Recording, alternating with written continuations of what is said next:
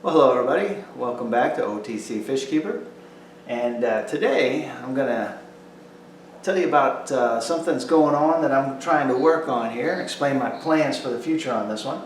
My Oscar tank here, as I've mentioned before in previous videos, has got a copepod problem. Tiny little white crustaceans that everywhere I read says they're harmless, and in fact small fish eat them.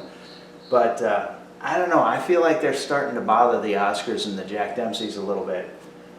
Whenever I turn the light on, after they've been sleeping for a little bit, right away there's little white spots, little white copepods all over the fish. And you know, when I turn the light on, the fish start moving, the copepods get knocked off, but they're there the whole night while they're sleeping. And I think this is irritating their skin a little bit. And in fact, the Jack Dempsey over there, I think he may have scratched himself and it irritates his skin even more. So I've got some plans on how to try to get rid of this, try to address this problem, and this will be this is the plans I've got. So let's get started.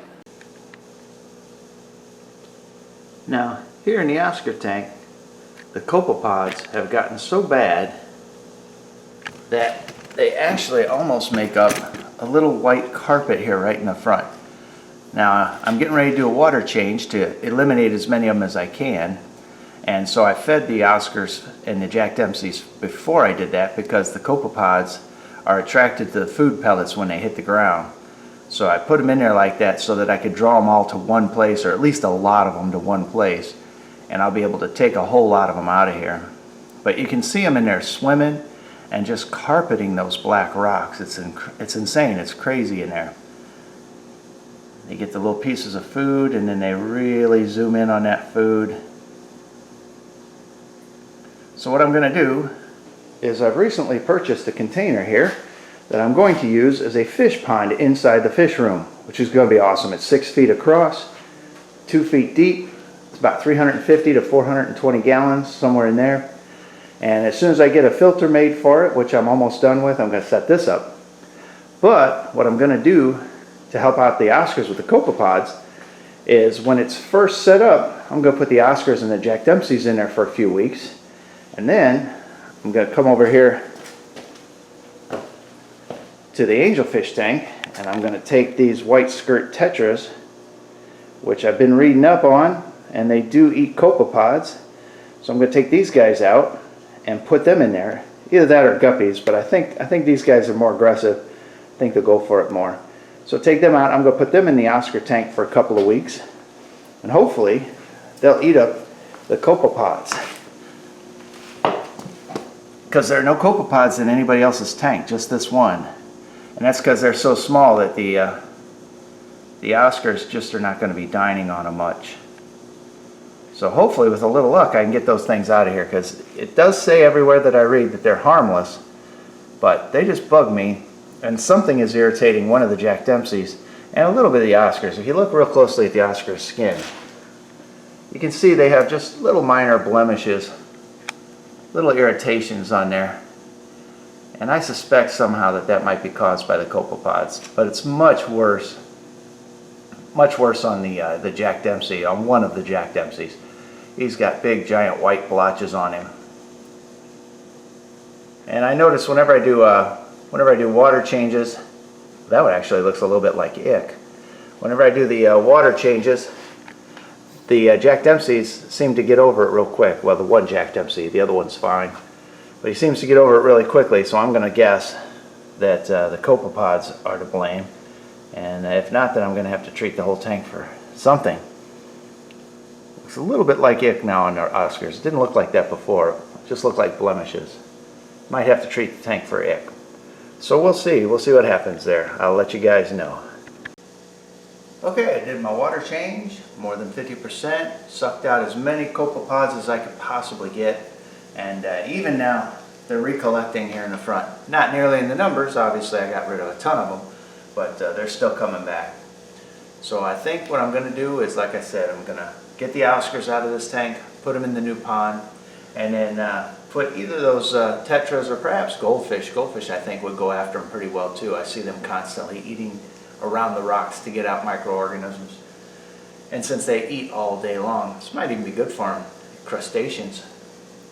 But yeah, I know what you're thinking. Some of you are thinking, hey, you can't hook up that pond and immediately put fish in there because it won't be cycled. So I'm like, but I've got an answer for that too. But first, let me show you these copepods here that have gotten close. Okay, and if you look right here, you can see they're not nearly in the numbers they were, but they are still collecting back up again. As soon as I feed the Oscars and they drop a couple of food pellets, those copepods will be back in numbers, and they're still all over the tank. They don't seem to like it too much where I have the water coming through, the moving water. So I've got the water coming in here, going out here. They don't like it on that back wall because there's extra water movement back there, I suspect. But I can't move the water too much because Oscars are not big fans of really fast moving water either. They prefer a slower pace of water. So we'll see how the goldfish thing works out. And now what I've done to deal with the potential problem of having a tank that's not cycled is I've taken a whole bunch of filter material here and I put it in the goldfish tank. And it's been there for a couple weeks. So whenever it comes time to build my fish pond, they're all scared because I turned on the light. When it comes time to turn on the fish pond to start that up, I'll have a whole lot of cycled material all ready to go. So it'll all be ready to go right off the bat.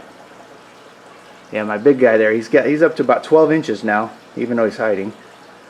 My goal is to get him up to 18 inches.